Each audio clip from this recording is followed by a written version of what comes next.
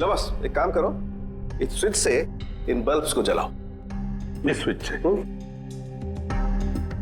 इस स्विच से? हाँ हाँ, इस स्विच से।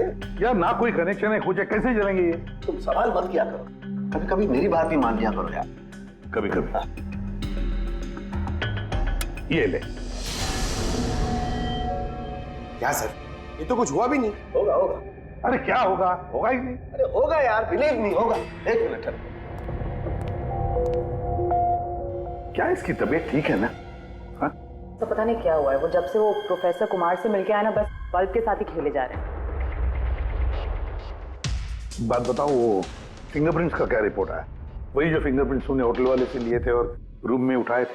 तो फिंगरप्रिंट तो बहुत सारे मिले, लेकिन सारे स्टाफ मेंबर्स के ही हैं, उसके अलावा और किसी के नहीं मिले। ये कैसे हो सकता है? तो भाई साहब जरा इधर भी ध्यान दीजिए। हाँ हाँ, ध्यान है। हाँ।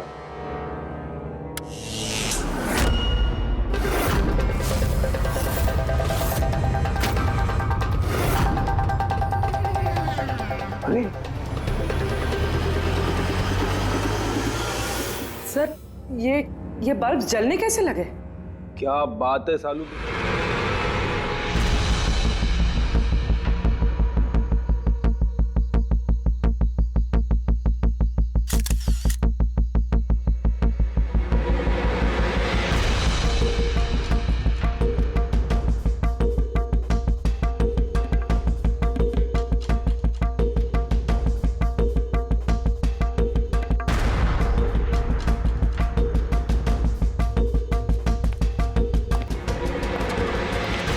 आप लोगों को कुछ मिला? नहीं सर, ऐसे तो नॉर्मली पता चल जाता है कि आग कैसे लगी, पर यहाँ पर तो कुछ पता ही नहीं चल रहा है कि आग लगी कैसे। अच्छा ठीक है, देखो एम्बुलेंस कहाँ तक पहुंची। जी सर।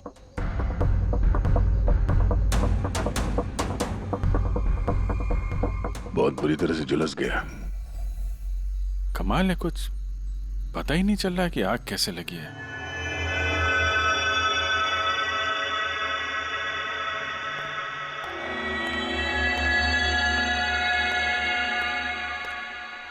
कैसे हुआ ये सब? सब कुछ तो बिल्कुल ठीक था, पता नहीं ये आग कहाँ से लग गई। इतने सारे लोगों की बद्दुआएं तो लगेंगी ना।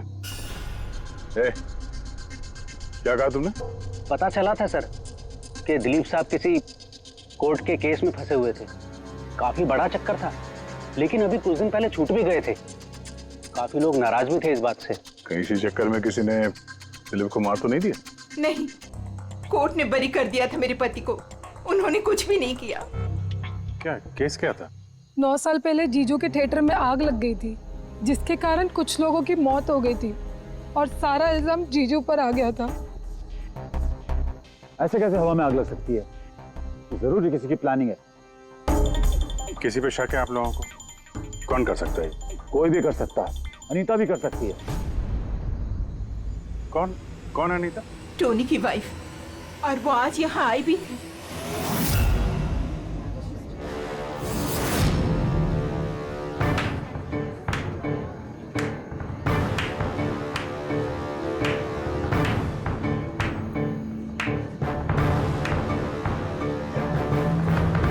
अनीता दूसरों का घर बर्बाद करके अपने परिवार के साथ खुशियां मनाई जा रही है। वेरी गुड, वेरी गुड, वाह।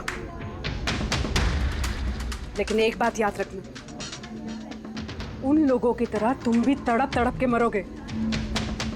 सिक्योरिटी! ए चुप! आवाज नीचे। निकालो उसको बाहर, निकालो! आउट! लगता है तुम दोनों अपने अंजाम से वाकिफ नहीं। तुम्हारा बुरा समय अब शुरू हो गया है, याद रखना। तूने जो किया है ना मेरे टोनी के साथ, याद रखना, इसके बाद तू नहीं बचेगा। सुना तूने? ले जा उसको। तू नहीं बचेगा, नर्क में चलेगा तू।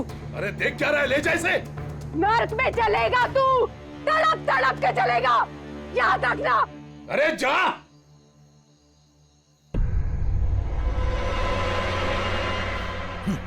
Let's enjoy Rohan.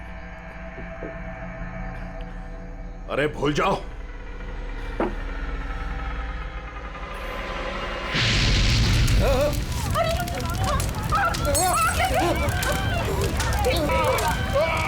दिलीप और रोहन जिस केस में फंसे थे, उसी केस में कोर्ट ने टोनी को सजा दी थी। अच्छा, किस किस को पता था कि आप लोग यहाँ रेस्टोरेंट में आने वाले हैं? पता नहीं सर। अच्छा, दिलीप जी के आने से पहले इस चेयर के आसपास किसी को देखा था क्या?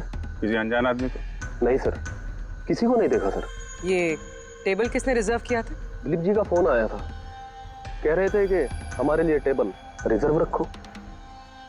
हमेशा यहीं बैठते थे, इसी टेबल इसी चेयर पर, रेगुलर कस्टमर थे हमारे। किसी को पहले से पता था कि दिलीप यहाँ इसी टेबल पे बैठेगा? सर, कुर्सी के पास तो ऐसी कोई चीज नहीं है जिससे आग लग सकती हो। कमाल की मिस्ट्री है यार। सीसीटीवी कैमरा,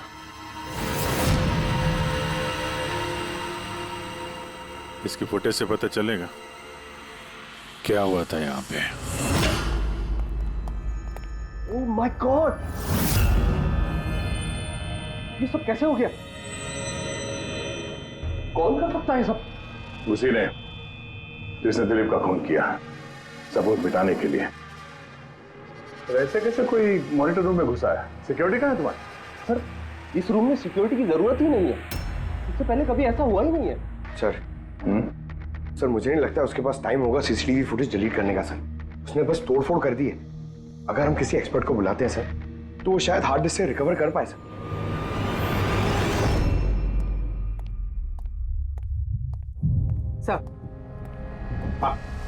सर 9 साल पहले दिलीप और रोहन का एक थिएटर था जिसमें आग लग गई थी। एग्जिट और एंट्री डोर बंद होने की वजह से इस आग में 12 लोग जल के मर गए थे। विक्टिम्स की फैमिली ने केस किया तो इन्वेस्टिगेशन में पता चला कि उस वक्त एक गार्ड ड्यूटी पे था। हाँ, टोनी।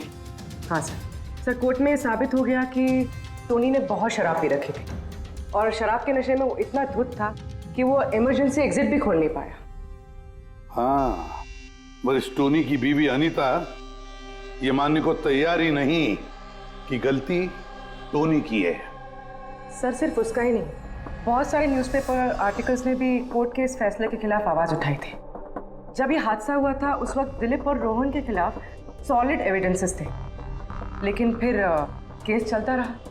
9 साल हो गए। कुछ विटनेसेस ने गवाही बदल दी और कुछ कंट्री से बाहर चले गए। सर, दिलीप और रोहन ने जरूर पैसे और पावर का इस्तेमाल किया होगा और यह बात टोनी को पता चल गई होगी। उसी ने भेजा होगा अनीता को दिलीप को मारने के लिए। पर फ्रेडी, जब अनीता वहां थी ही नहीं तो आग लगाई कैसे? नहीं, सिक्योरिटी वालों ने तो उसे बाहर निकाला था रेस्टोरेंट में से। ऐसी कौन सी चीज है जो अचानक आग लग सकती है? सर, शायद डॉक्टर सालुंके हमारी मदद कर सके, या फिर अनीता।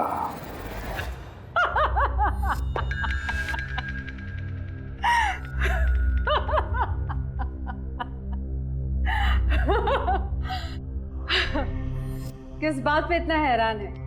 मेरी हंसी पे? क्या दिलीप की मौत पे? दिलीप की मौत पे तुम इतना खुश क्यों हो रही हो? अब मैं खुश नहीं होंगी तो और कौन होगा? कल रात रेस्टोरेंट से निकलने के बाद तुम कहाँ गई थी? जेल, अपने पति से मिलने। वार्डन के पास सारे रिकॉर्ड हैं, आप चाहें तो चेक कर सकते हैं। वो तो हम करेंगे, और ये भी कि आखिर तुमने वो आग लगाई कैसे? कोई काला जादू किया तुमने? दिलीप को अचानक आग कैसे लग गई? काला जादू आता तो जरूर करती, पर मैं बहुत खुश हूं। ये दिलीप भी उसी तरह तड़प तड़प के मरा है जिस तरह 9 साल पहले वो बेकसूर लोग मरे थे, जिसकी सजा मेरा पति टोनी भुगत रहा है। तुम ये कैसे कह सकती हो कि टोनी की गलती नहीं थी? तुम तो वहां थी नहीं। मैं वहां नहीं थी, लेकिन टोनी यहां था। उस दिन उसकी तबीयत खराब थी। उसने अपने मालिकों से, रोहन और दिलीप से कहा, वो जल्दी घर आ गया आग लगने से पहले। गलती उन दोनों की थी। अरे पुराना दरवाजा ठीक ही नहीं करवाया, जिसके कारण वहां आग में वो लोग झुलस के रह गए। मेरे पति की गलती नहीं थी, उन दोनों की थी। तो बहुत गुस्सा आया होगा ना तुम्हें? दोनों को मारने का भी मन किया होगा? 12 लोग मरे हैं वहां। मुझसे कहीं ज्यादा गुस्सा उन लोगों के परिवार वालों को आया होगा, पर वो बहुत खुश होंगे अब दिलीप की मौत की खबर सुन के। बहुत खुश होंगे। वो लोग और भी खुश हो जाएंगे जब रोहन चल के मरेगा।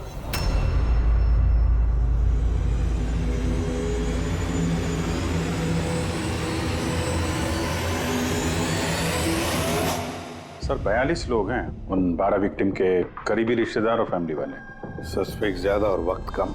सर सबसे पहले इन 42 लोगों में से उन लोगों के नाम हटा देते हैं जो कल दिलीप की मौत के वक्त शहर में नहीं थे। सर 9 साल हो गए इस बात को। शायद कितने लोग देश भी छोड़कर चले गए होंगे और कुछ लोगों की मौत भी हो गई होगी। फिर भी पता तो लगाना ही पड़ेगा। देखो कितने लोग शहर में थे जब दिलीप की मौत हुई।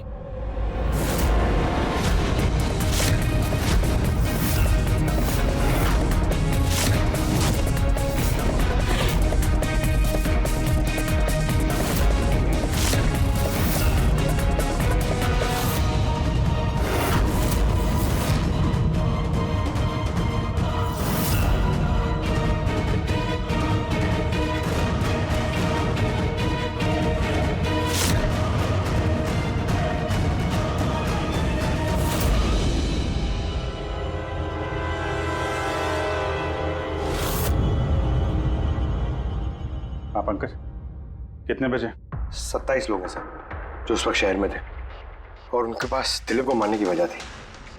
ठीक है, बुलाओ सबको ब्यूरो में, देखते हैं क्या कहानी सुनाते हैं ये लोग अपनी बेगुनाही की। जेम्स, तुम्हारे पिताजी 9 साल पहले थिएटर में लगी आग में जलकर मर गए, है ना? Yes sir. आपके हस्बैंड फिल्म अकेले देखने गए थे? उस दिन मैं बिजी थी, इसलिए वो अकेले ही चले गए। कल रात कहाँ पर थे तुम? सर मैं अपने फ्रेंड्स के साथ था। सर मैं पासपोर्ट ऑफिस गया था। उन दोनों को मैं ऐसे बच के नहीं जाने दूंगी। तो क्या किया तुमने? सोचा कि दिलीप से फेस टू फेस मिलूंगा और उससे पूछूंगा कि तुमने ऐसा क्यों किया। सर उसके बाद मैं अपने फ्रेंड के साथ घर पे गया। मैं अपनी वाइफ के साथ मॉल में था। सर आप मेरे फ्रेंड से पूछ सकते हैं। सर मैं उससे मिलता तो रेस्टोरेंट तक जिंदा नहीं पहुंच पाता। दिलीप को उसके किए की सजा मिल गई। मुझे मालूम चला रेस्टोरेंट से कि दिलीप के साथ क्या हुआ तो दिल को सुकून मिला सर। अब बचा रोहन, उसको भी उसके किए की सजा जरूर मिलेगी। अब इन 27 लोगों में से उन लोगों के नाम रहने दो जो घुमा फिरा के जवाब दे रहे थे और जिन्होंने अपने जवाब पहले से ही तैयार करके रखे थे।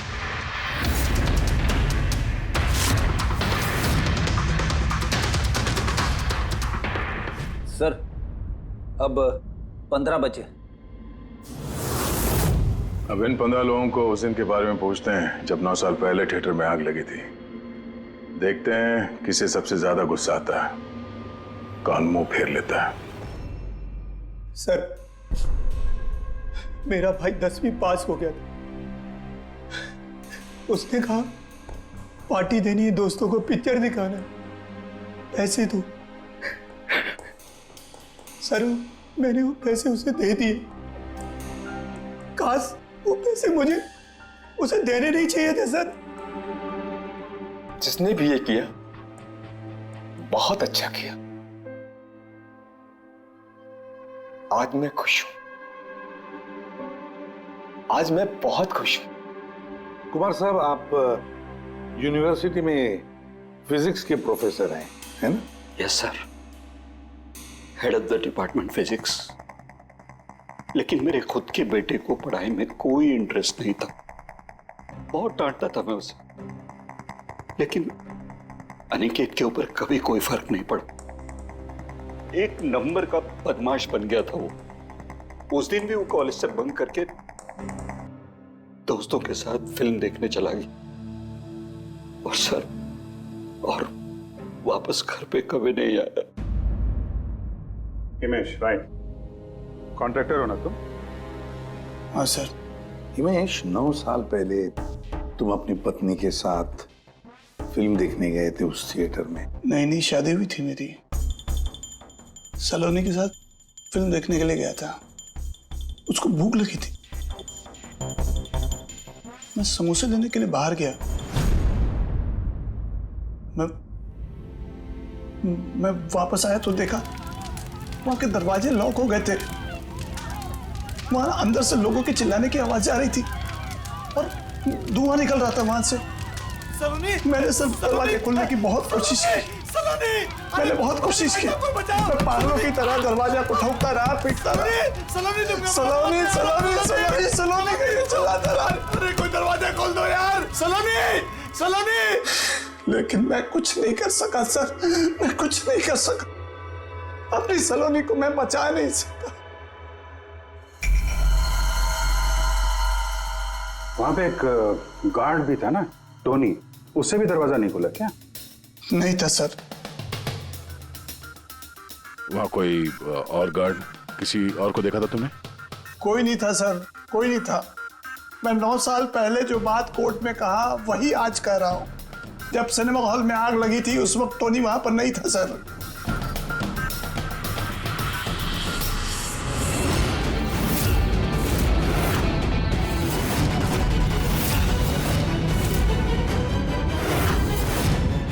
सर, ये है हमारे फाइनल 15 सस्पेक्ट जो दिलीप को मार सकते हैं। सो कॉप्स कह रहे थे कि फायरमैन को भी पता नहीं चला कि आग का एग्जैक्टली सोर्स क्या था। उन लोगों को तो जनरली ढूंढ कर पता चल जाता है कि वहां पर ऐसी कौन सी चीज थी जो तुरंत आग पकड़ती है, लेकिन उन्हें पता नहीं चला।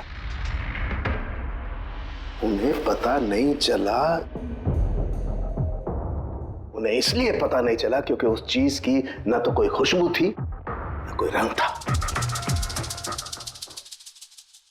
Exactly sir. मतलब अगर लिक्विड होता ना तो इस दिलीप को पता चलता जब वो चेयर पे बैठता, उसे फील होता। और अगर पाउडर होता तो हमें टेस्टिंग में पता चल जाता। इसका मतलब ये तो गैस, जिसका मतलब ये गैस है। गैस? तो इसीलिए उस फायरमैन को पता नहीं चला कि किस चीज से आग लगी है। इनफ्लेमेबल गैस बॉस, जिसे सिर्फ एक स्पार्क की जरूरत होती है आग पकड़ने के लिए। अच्छा, मुझे एक बात समझ में नहीं आ रही है। दिलीप इस कुर्सी पर बैठा था तो गैस कुर्सी पर आई कहां से? कुर्सी से ही। क्या? कुर्सी से? वो ऐसे बॉस, जिस चेयर पे ये दिलीप बैठा था उसके नीचे की तरफ किसी ने ज्वलनशील गैस का स्प्रे किया हुआ था। मरते वक्त दिलीप के कांटेक्ट में 2 चीजें थी। एक तो ये चेयर जिस पे वो बैठा था और एक वाइन का ग्लास जो उसने हाथ में पकड़ा हुआ था।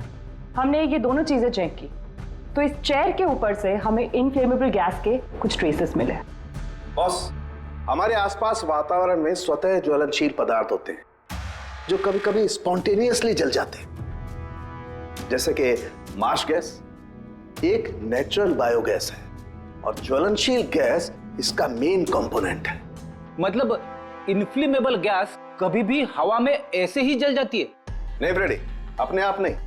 जब वातावरण में बहुत ज्यादा गर्मी पैदा हो जाती है और वो वातावरण की ऑक्सीजन के साथ मिल जाती है तो एक सुपर हाई टेम्परेचर का निर्माण होता है, जिसकी वजह से ये आग लगती है। लेकिन सालुंके साहब, वहां तो ऐसे कोई हाई टेम्परेचर वाली चीज थी नहीं। एग्जैक्टली, ऐसा कोई डायरेक्ट सोर्स नहीं था जिससे गर्मी पैदा हो सके बॉस।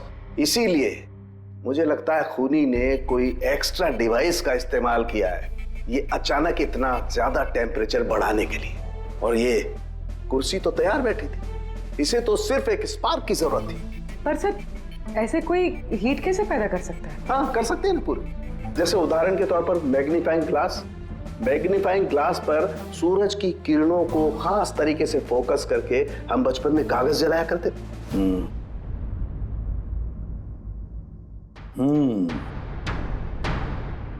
लगता है इस रेस्टोरेंट में फिर से जाना पड़ेगा। पता लगाना पड़ेगा किस चीज से आग लगी है।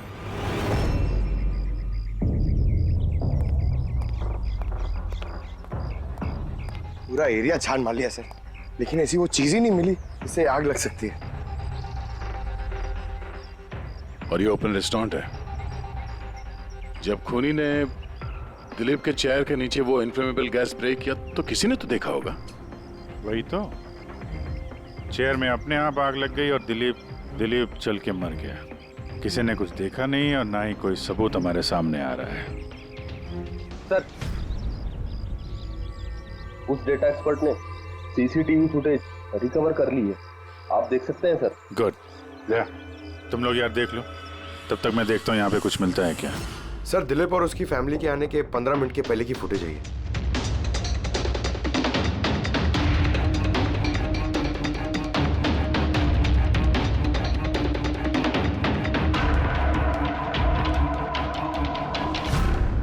ये कुर्सी चेंज कर रहा है।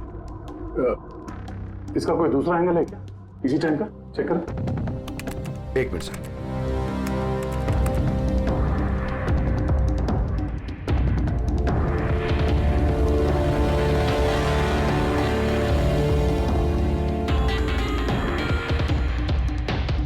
ये कुर्सी के साथ क्या कर रहा है? गैस स्प्रे कर रहा है क्या? हाँ, उसने अपने चेयर पे गैस स्प्रे किया और उसने अपनी कुर्सी को उस कुर्सी से बदल दी जिस पे दिलीप बैठने वाला था।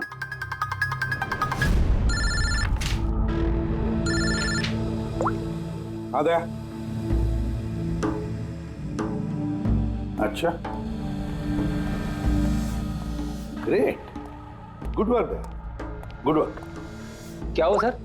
जिसने भी दिलीप की कुर्सी के साथ छेड़खानी की ना, उसका पता चल गया है। वो एक आदमी है, उसका मिलता जुलता हुलिया भी मिला है।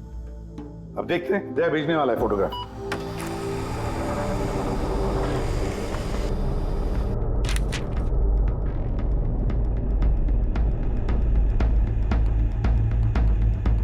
खूनी इन बचे लोगों में से ही कोई एक है, इन्हीं में से एक। और अब इसका अगला शिकार रोहन है।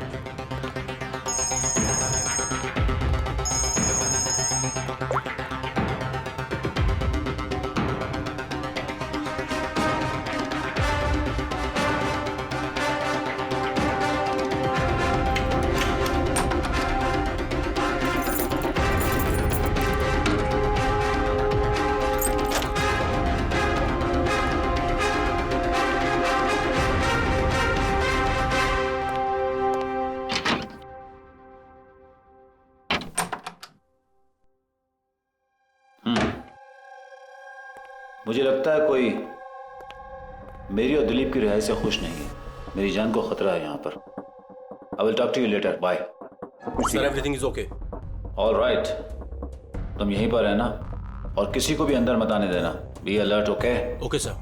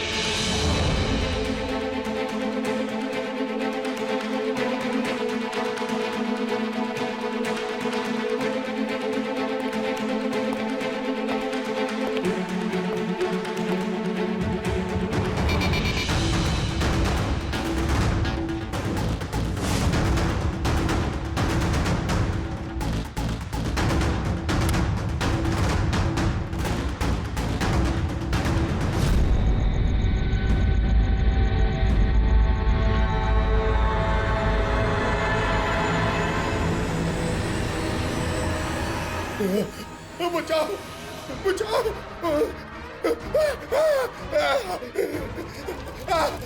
बचाओ पानी पानी बचाओ बचाओ कोई बचाओ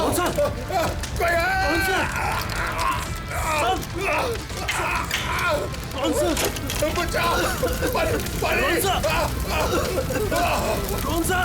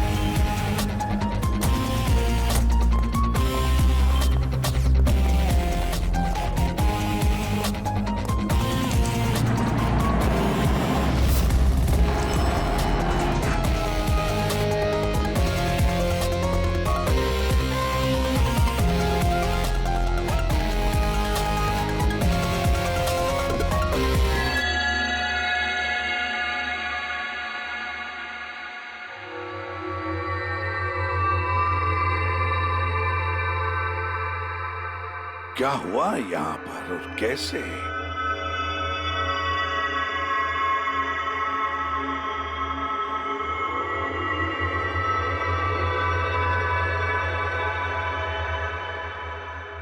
यहाँ पर भी और किसी किस्म की कोई स्मेल नहीं, सिवाय इस जली हुई लाश की बदबू के।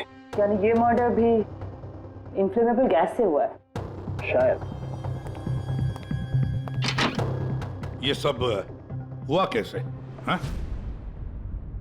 सर मैं रोहन सर का बॉडीगार्ड हूं सर। अच्छा, तो फिर ये आप लोग कहाँ थे जब ये सब हुआ? सर रोहन सर ने मुझे बाहर निगरानी के लिए कहा था, तो थोड़ी देर के बाद सर उनके चिल्लाने की आवाज आई तो मैं उनके कमरे की तरफ भागा, लेकिन सर दरवाजे के चारों तरफ से धुआं देखा तो मैं दूसरी चाबी से दरवाजा खोल के अंदर गया तो देखा कि सर रोहन सर जले पड़े थे। आप लोगों को भी कुछ पता नहीं है? कमाल है, कमरे के अंदर कोई लीड नहीं मिला, शॉर्ट सर्किट नहीं हुआ है, ये पर्दा अंदर से बंद है, ये विंडोज परमानेंटली क्लोज्ड है, कोई बाहर से अंदर भी नहीं आ सकता।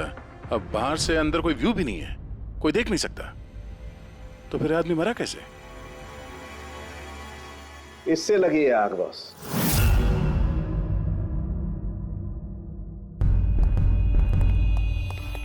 ये इस चीज से ये है क्या सर? फिलामेंट है। फिलामेंट? इलेक्ट्रिक बल्ब के अंदर का फिलामेंट।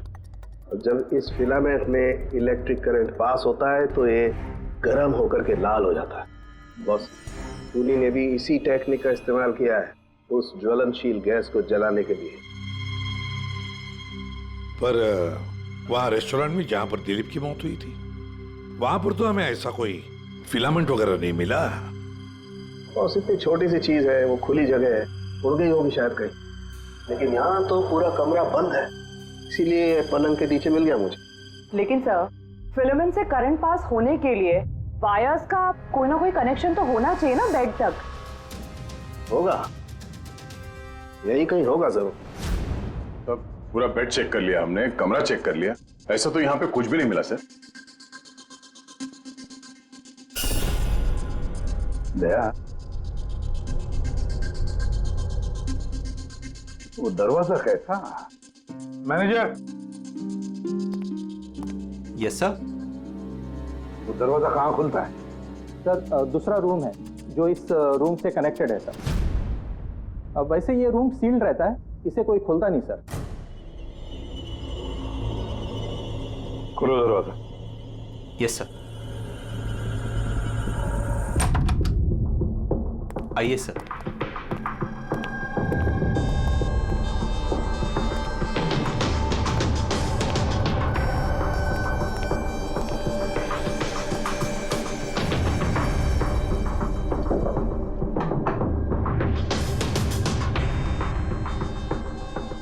मैनेजर साहब, किसका कमरा है ये? कौन रहता है इस कमरे में?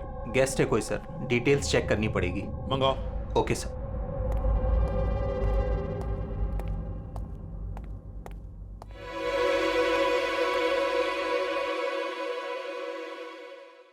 सर, वहां उस कमरे में जो कुछ भी हुआ है सर, वो इसी कमरे से किया गया। लेकिन अगर करंट इस रूम से पास किया गया है तो यहाँ से उस बेड तक कोई ना कोई वायर तो होनी चाहिए ना। और अगर वायर अगर होती तो बॉस रोहन को दिखाई भी देनी चाहिए। हाँ, शायद उसके बॉडीगार्ड ने भी देखा हो। बुलाओ उसके बॉडीगार्ड को। आप आया।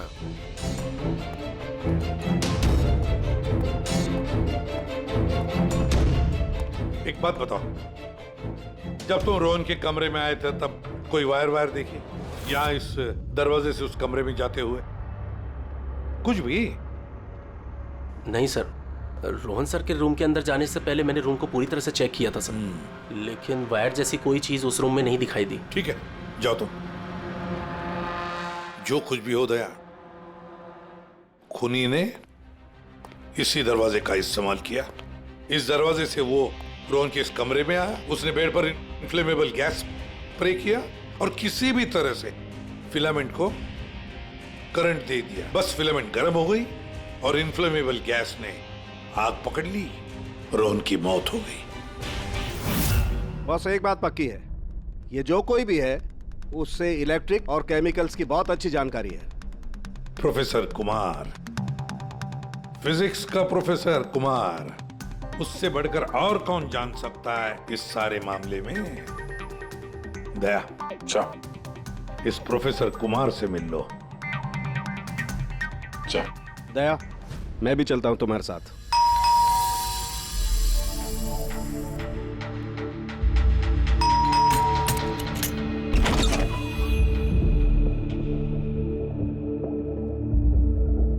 प्रोफेसर कुमार है घर पे?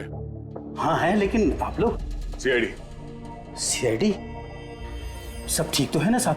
हाँ, उनसे कुछ पूछताछ करनी है। कहाँ है वो? बाहर बच्चों को पढ़ा रहे हैं, मैं बुला के लाता हूँ। कोई बात नहीं, हम देखते हैं।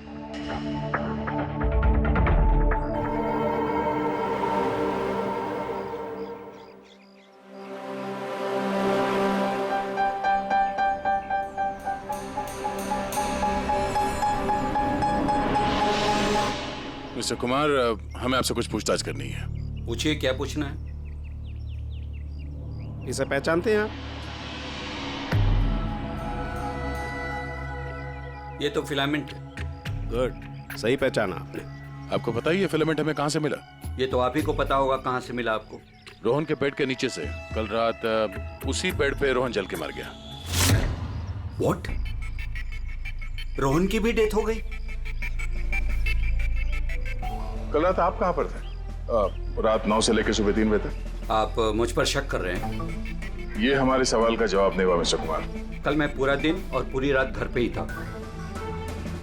कोई गवाह? जी हाँ, मेरा नौकर रामू और विकास। Please come here.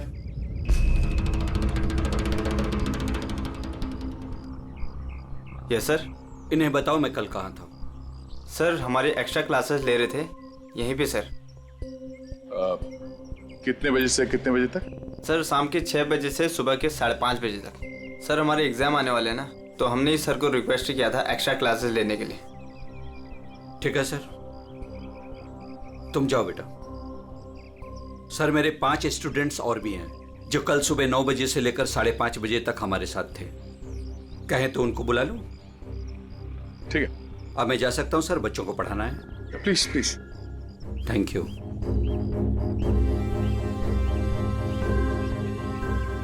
हाँ, तो बच्चों में ये कह रहा था कि बिना सोल्डरिंग वायर के भी हम मदरबोर्ड फिक्स कर सकते हैं with the help of adhesive conductor.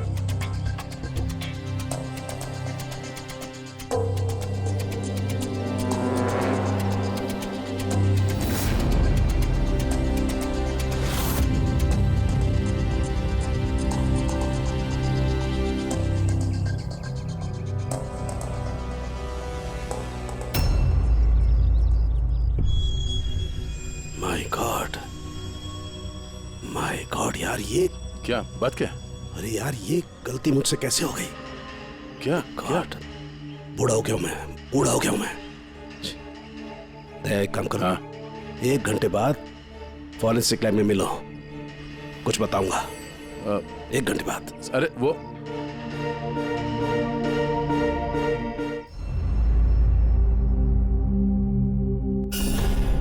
लो बस एक काम करो, इस स्विच से इन बल्ब्स को जलाओ। इस स्विच से? इस स्विच से? हाँ हाँ इस स्विच से। यार ना कोई कनेक्शन है कुछ है, कैसे जलेंगे ये? तुम सवाल मत किया करो, कभी कभी मेरी बात भी मान लिया करो यार। कभी कभी। हाँ। ये ले। क्या सर, ये तो कुछ हुआ भी नहीं। होगा होगा। अरे क्या होगा? होगा ही नहीं। अरे होगा यार, बिलीव नहीं होगा। एक मिनट। क्या इसकी तबीयत ठीक है ना? हाँ? तो पता नहीं क्या हुआ है, वो जब से वो प्रोफेसर कुमार से मिलके आया ना, बस बल्ब के साथ ही खेले जा रहे हैं।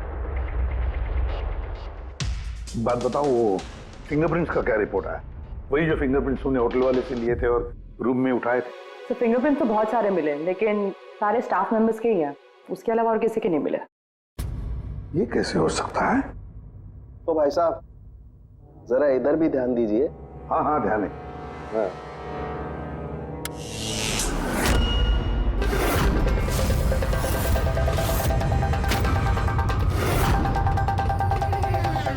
अरे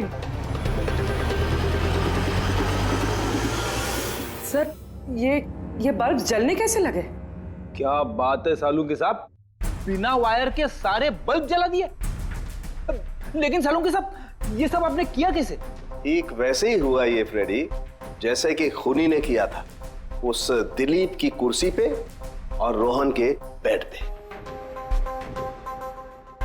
जादूगर सालुंखे, जरा साफ साफ बताइए आपने ये किया कैसे? करंट क्या हवा में से आया? हवा में से नहीं आया बॉस, करंट आया है इलेक्ट्रिक पेंट के जरिए। Electric paint? हाँ इलेक्ट्रिक पेंट। दरअसल बिजली के जो तार होते हैं वो मेटल के होते हैं, और metal is a good conductor of electricity, इसीलिए करंट उनमें से पास होकर के जाता है। ठीक इसी तरीके से कुछ पेंट भी होते हैं जिन्हें हम इलेक्ट्रिक पेंट कहते हैं, और ये भी गुड कंडक्टर ऑफ इलेक्ट्रिसिटी होते हैं। इनमें से भी इलेक्ट्रिसिटी पास हो सकती है, और कमाल की बात यह है कि ये किसी भी कलर में मिल सकते हैं, जो आसानी से किसी भी बैकग्राउंड में मर्ज भी हो सकते हैं। ओह, इसीलिए हमें होटल रूम में और रेस्टोरेंट में कुछ दिखा नहीं सर। Exactly that. पुणे ने दरअसल होटल के कमरे का और रेस्टोरेंट के फ्लोर का दोनों का कलर इस कलर के साथ मैच किया, इसीलिए हमें दिखाई नहीं दिया। और ये इलेक्ट्रिक करंट, आई मीन ये जो इलेक्ट्रिक पेंट है, ये आसानी से मिल जाता है? हाँ मिल सकते हैं। दरअसल इलेक्ट्रिक सोल्डरिंग और रिपेयरिंग के काम में आते हैं, और इनकी सबसे बड़ी खासियत यह है कि ये आमतौर पर नंगी आंखों से दिखाई नहीं देते, सिर्फ इंफ्रारेड लाइट में ही ये दिखाई देते हैं। मैं दिखाता हूं।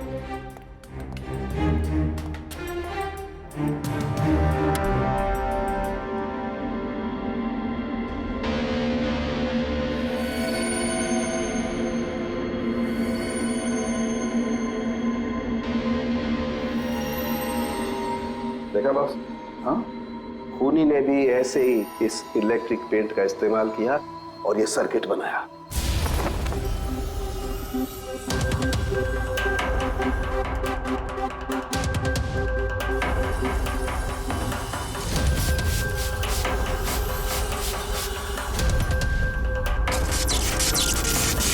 एक बात तो पक्की है, ये जो भी कोई है उसे इन सारी चीजों की पक्की जानकारी है। मगर सर इनमें से खूनी कौन है? इस प्रोफेसर से तो मिल लिए सर, ये तो नहीं है। ये बंसी? बंसी तो एक क्लर्क है, और मुझे नहीं लगता कि एक क्लर्क को साइंस की इतनी जानकारी होगी। सर इनमें से सबसे ज्यादा पढ़े लिखे तो ये प्रोफेसर ही लग रहे हैं।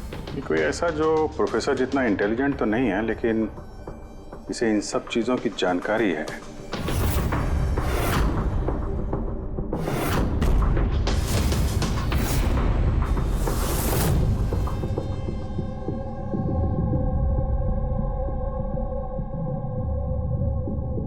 वो ये है अभिजीत, ये है वो। याद है क्या कहा था इसने, कि क्या काम करता?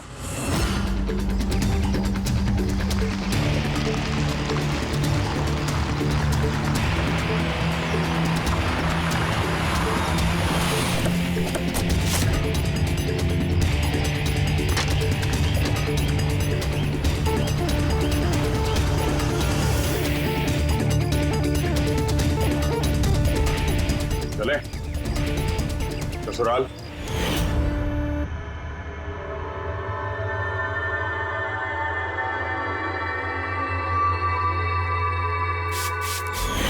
दिलीप और रोहन पर केस हुआ था, लेकिन मुझे मालूम था अपने पैसे और पावर के दम पर वो छूट जाएंगे। लेकिन उनके पास पैसा था तो मेरे पास दिमाग। कई महीनों तक उनका पीछा किया। वो कहां जाते हैं, क्या करते हैं, किससे मिलते हैं, सब कुछ। आखिर मैंने दोनों को मारने की तरकीब ढूंढ ही निकाली, इलेक्ट्रिक पेंट्स और सर्किट्स के जरिए। ये दोनों के बारे में मुझे अच्छी खासी जानकारी थी। बस दे दी दोनों को सजा। दोनों को मार दिया जिंदा जलाकर, जैसे उन्होंने मेरी सलोनी को मारा था। उमेश, तुम्हारी पत्नी के साथ जो कुछ भी हुआ उसका हम सबको अफसोस है, लेकिन दिलीप और रोहन को मारकर तुम्हें क्या मिला? क्या तुम्हारी पत्नी वापस आ गई? बदले की आग में तुमने 2 लोगों की जानें ली। कानून तुम्हें कभी माफ नहीं करेगा। तुम्हें कड़ी से कड़ी सजा होगी।